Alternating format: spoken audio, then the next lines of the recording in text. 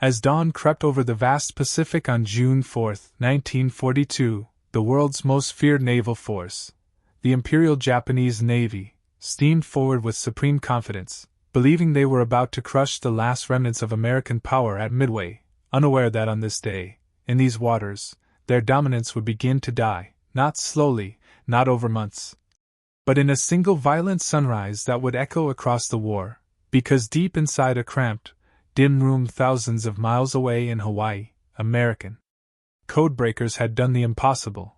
They had cracked the secret Japanese plan, deciphering radio traffic that spelled out exactly where Japan would strike, exactly when their carriers would arrive, and exactly how their ambush would unfold, turning what Japan believed was a surprise attack into a trap waiting to be sprung.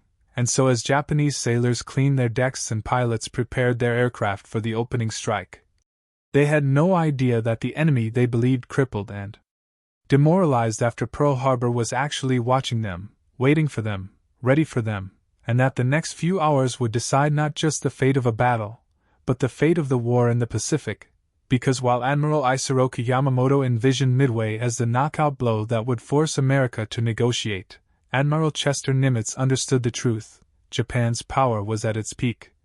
And if it was not broken now, it might never be broken at all, so he placed everything on the codebreaker's conclusions, every carrier, every pilot, every ounce of courage the U.S. Navy could gather, making Midway the most calculated gamble of the war.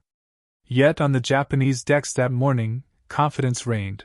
Their ships had never known defeat, their carriers had devastated Pearl Harbor, smashed the British in the Indian Ocean, and swept across Southeast Asia with unstoppable momentum, and now their four greatest carriers, Akagi, Kaga, Soryu, and Hiryu, sailed as the spearhead of what they believed was destiny, their decks lined with sleek Zero fighters and shimmering dive bombers, mechanics moving with practiced precision, commanders certain that no enemy could strike them first.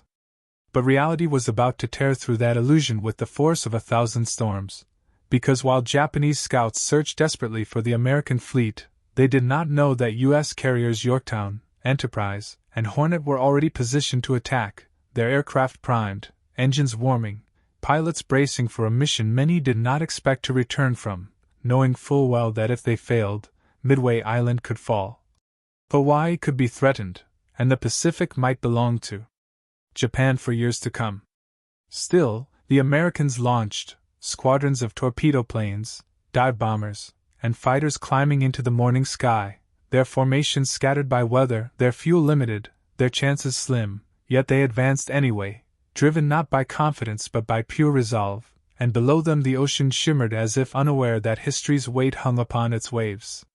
At the same time, aboard the Japanese carriers, officers shouted orders as reports poured in. An American force had been spotted, but poorly, incompletely, leaving Admiral Nagumo uncertain whether to strike Midway again or arm his planes for ship attack, and in that crucial hesitation, destiny shifted, because his decks became chaos, aircraft being refueled, rearmed, moved back and forth as orders changed and changed again, bombs and torpedoes stacked beside gasoline hoses, the worst possible moment for an enemy strike. Meanwhile, U.S. torpedo squadrons reached the Japanese fleet first, flying low over the waves, their outdated planes crawling toward the most elite fighter corps in the world, Zeros diving upon them like predators, ripping them apart, turning the sky into a storm of fire and smoke, yet the American pilots pressed on, one after another falling into the sea, entire squadrons erased in minutes. But their sacrifice forced the Japanese fighters downward, pulling them away from altitude, away from the watchful skies, leaving the fleet exposed at the exact moment when fate would arrive from above. Because then, from the clouds, unnoticed until it was far too late, came the American dive bombers, pilots who had flown in circles, nearly out of fuel, lost but still searching, suddenly seeing the Japanese carriers appear beneath them like four glowing targets, decks covered in bombs, torpedoes, fuel, and aircraft mid-preparation, the greatest vulnerability in naval warfare, and with hearts pounding and seconds to act. They nosed their planes downward, engines screaming, sunlight flashing off their wings as they hurtled toward history, releasing their bombs with deadly precision, and in a series of earth-shaking explosions, the pride of Japan's navy, Akagi, Kaga, and Soryu, erupted into towering infernos, flames swallowing aircraft, steel melting, crews scrambling in hopeless panic as the carriers that had once symbolized Japanese supremacy were transformed into blazing tombs in a matter of minutes, sending shockwaves across the entire Japanese command, because in that one moment, in that devastating strike, the myth of Japanese invincibility was shattered, the momentum of the Pacific War reversed, and Germany's ally in the East, once unstoppable, now found itself facing a disaster from which it would never fully recover. But the battle was not over. One carrier remained, Hiryu, fighting with desperate fury, launching counterattacks that damaged the American fleet and set the stage for the final duel of Midway. Yet even as Hiryu's planes roared into the sky, Japanese commanders understood the grim truth. Their navy had suffered a wound that could not be healed in months or even years, because the loss of trained pilots and irreplaceable carriers meant the offensive spirit of the Imperial Navy had died with the flames that now consumed the Pacific horizon. Before we continue, please let me know, did anyone in your family fight in or live through World War II? Share their stories in the comments. Let's continue the story. Smoke still curled into the sky as the burning hulks of Akagi, Kaga, and Soryu drifted helplessly, their decks crackling, their crews scrambling to contain fires that could not be contained, and as lifeboats splashed into the water and sailors screamed orders through choking smoke, the Imperial Navy's high command found itself facing a moment it had never imagined, because the unthinkable had happened. 3 frontline carriers, the very core of Japan's power, had been turned into blazing ruins in less than 10 minutes, and yet, in the chaos and horror of that morning, one ship still carried the hopes of the nation, the carrier Hiryu, isolated but unbroken, her captain Taman Yamaguchi refusing to accept defeat, his resolve hardening as he ordered immediate counterattacks, determined to strike back with every last aircraft available, even though he knew the scale of the disaster unfolding around him. The surviving pilots on Hiryu raced to their aircraft, adrenaline pumping as smoke from the destroyed sister carriers drifted across the water, a silent reminder that they were now the only line between Japan and total collapse in this battle. Engines roared to life, and the first wave launched toward the distant American fleet, guided only by instinct, training, and duty, the sky streaking with sunlight as they flew toward their target. While back on the burning carriers, survivors struggled to escape the infernos that devoured everything in their path.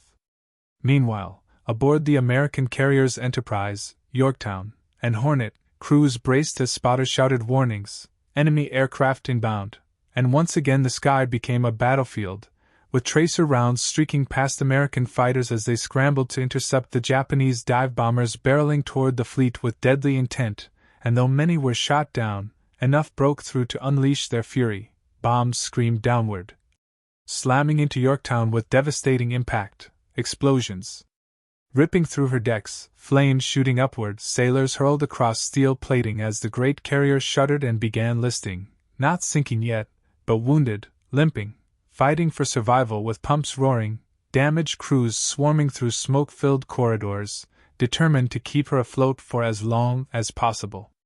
But even as the U.S. fought to stabilize Yorktown, Hiryu launched a second wave, the last strength of Japan's strike capability, and once again the aircraft dove onto Yorktown's silhouette, one bomb crashing into her, followed by torpedoes that rolled her sideways, water flooding compartments, forcing Admiral Fletcher to order evacuations. Yet even in her dying moments, Yorktown had served her purpose, absorbing Japan's fury, distracting Hiryu long enough for the Americans to prepare their final blow. While Hiryu's decks buzzed with frantic recovery efforts, mechanics dragged returning aircraft across scorching steel, fumes burned in the air, and Captain Yamaguchi stood firm, calm in the center of the storm, unaware that far above him, U.S. dive bombers from Enterprise were already carving their descent paths, having located Hiryu through a combination of desperate searching, lucky timing, and sheer determination. Then the final strike of Midway came, just as devastating as the first. American bombers piercing clouds, nosing downward toward the moving carrier below, and in moments Hiryu's deck erupted in a firestorm of detonations, her aircraft torn apart, her hangars swallowed in flames, and in that instant the last Japanese carrier still capable of fighting was doomed, sealing the fate of the entire battle. Because with Hiryu's destruction, Japan lost not only ships but also the irreplaceable elite pilots who formed the backbone of its striking power.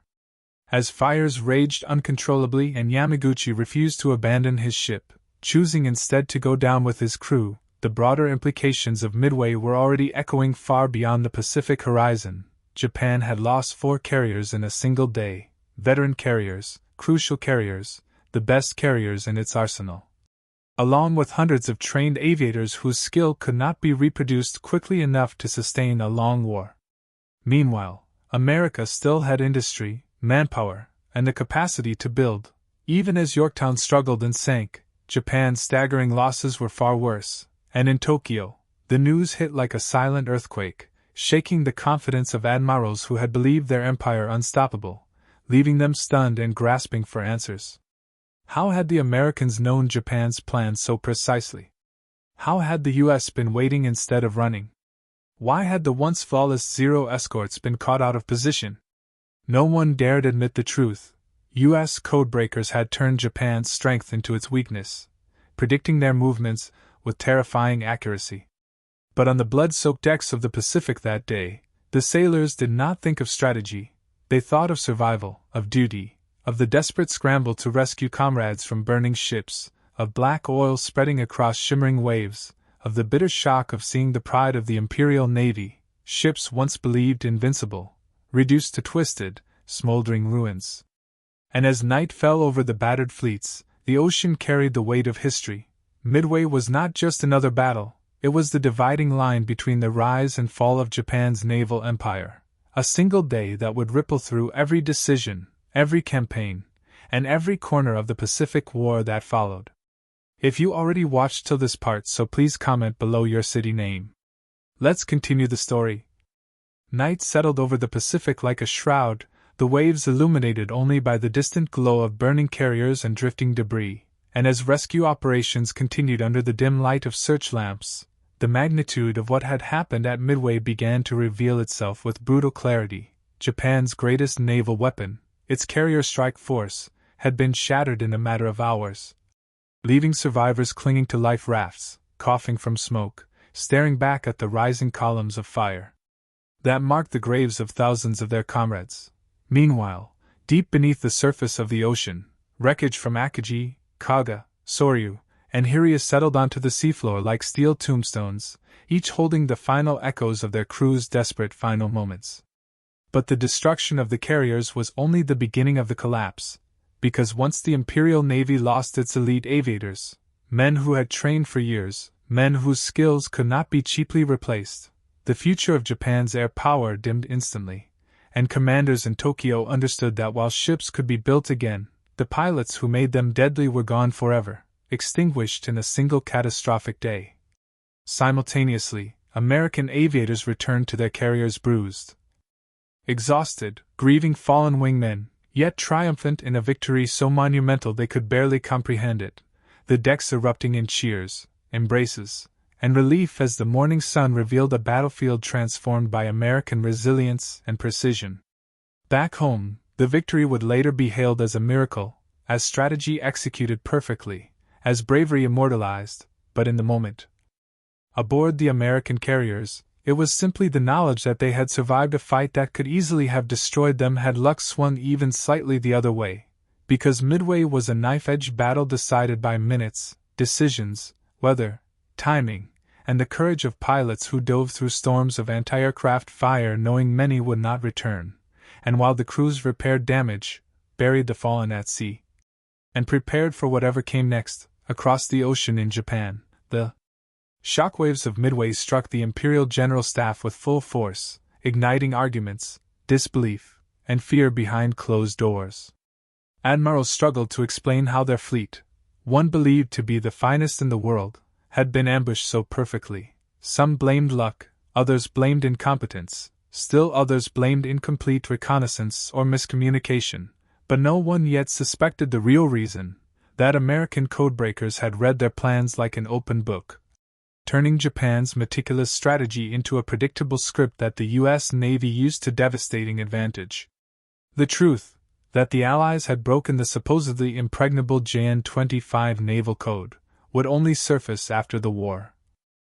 But the consequences were immediate and catastrophic. Every operation Japan planned from that point forward had to be treated with suspicion, every message doubted, every maneuver second-guessed, because no one knew how much the Americans truly understood. Meanwhile, the strategic picture of the Pacific shifted almost overnight, because with the loss of 4 fleet carriers, Japan's ability to project power evaporated, forcing them to rely on smaller, less capable ships and rapidly trained replacement pilots whose lack of experience would become painfully obvious in battles to come, especially in the face of America's growing air dominance. And America, fueled by an industrial engine unmatched in human history, was only accelerating.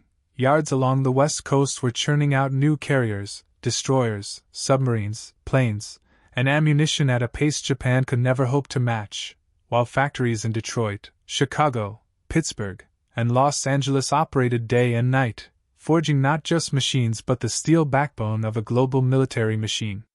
As months passed after Midway, the effects of that single day spread like ripples across the Pacific War. At Guadalcanal, where every plane mattered, Japan found itself unable to sustain air superiority, sending inexperienced pilots into combat against hardened American flyers.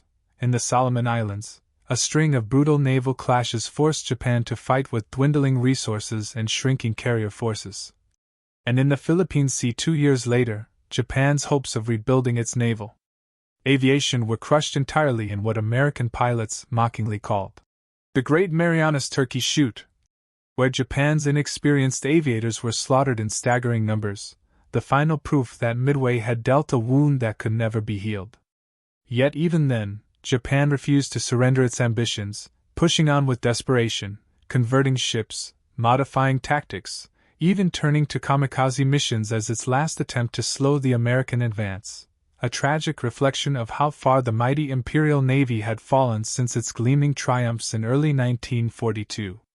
But no matter how fierce Japan fought, the shadow of Midway loomed over every operation, every loss, every sacrifice, because it had transformed the Pacific from a battlefield of Japanese expansion into a slow, relentless American advance toward Japan's home islands. And as historians would later say, Midway was not just a battle, it was the moment the Pacific War changed direction forever, a turning point where momentum, initiative, and strategic advantage slipped permanently from Japan's grasp. Even revered admirals like Yamamoto, whose genius had shaped the early war, recognized the truth. Reportedly whispering to staff officers after receiving confirmation of the carrier losses, "I fear we have awakened a sleeping giant, and filled him with a terrible resolve," a statement that echoed through history as a haunting acknowledgement of the consequences Japan had unleashed at Pearl Harbor. In the end, the collapse of the Japanese Navy overnight was not merely the physical destruction of 4 carriers, it was the death of an entire military doctrine, the unraveling of Japan's strategic foundation, and the moment the empire's downfall became inevitable, because Midway robbed Japan of something far more critical than ships or planes. It took away their future, severing their ability to wage offensive war, forcing them into a defensive struggle they could never win against a nation whose power grew greater with every passing week. And so the story of Midway, the battle that shattered Japan's naval might, stands not only as one of the most decisive victories in military history but also as a reminder of how intelligence, bravery, timing, and sheer human will can reshape the world in a single day, turning the tides of war and altering the fate of nations far beyond the smoke-filled horizon where the carriers burned, sank, and disappeared into the cold depths of the Pacific Ocean, ending an era of Japanese naval supremacy forever. If you found this story compelling, please take a moment to like this video. It helps us share more forgotten stories from the Second World War. Subscribe to stay connected with these untold histories. Each one matters. Each one deserves to be remembered, and we would love to hear from you. Leave a comment below telling us where you are watching from. Our community spans from Texas to Tasmania, from veterans to history enthusiasts. You are part of something special here. Thank you for watching, and thank you for keeping these stories alive.